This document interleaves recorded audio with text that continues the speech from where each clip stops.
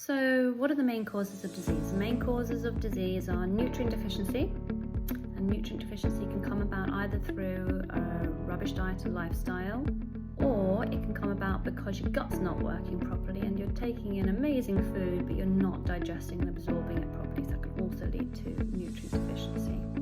So that's one. Second is toxicity. We live in such a toxic soup of an environment these days, in our water, in our food, in our air, from the clothes that we wear, the furnishings we have in our house, our household products, cleaning products, cosmetic products. Toxicity is absolutely everywhere. We really are in that kind of environment. And also the electromagnetic frequencies, that is also a source of toxicity that we need to be thinking about, coming from our phones, our Wi-Fi, our laptops, next door's phones, Wi-Fi, laptops, it is everywhere. 5G apparently is going on to 6G now, so all of these things are increasing EMFs for us. Compared to 100 years ago, the exposure that we are having to EMFs now is literally billions of times what it used to be. So how have our cells adapted quickly enough to deal with that? How have our genetics adapted quickly enough to deal with that? They haven't.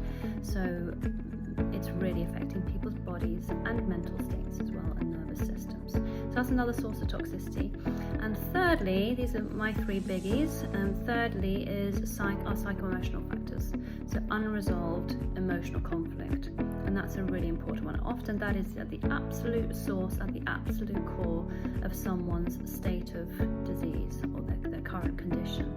But that can be the hardest thing to resolve. That can really take some time. So we do this other work at the same time with nutrition and detox to support the psycho-emotional path that we're on. Also, structural issues and dental issues can also have a significant impact on our health, so that would actually be another significant cause, I would say, of poor health. Now, what do we do about it? So first thing is we can measure nutrient deficiencies in clinic, but if we assume that not everyone can do that, there are some key nutrients. To address toxicity in terms of EMFs, there are certain EMF measures that you can take.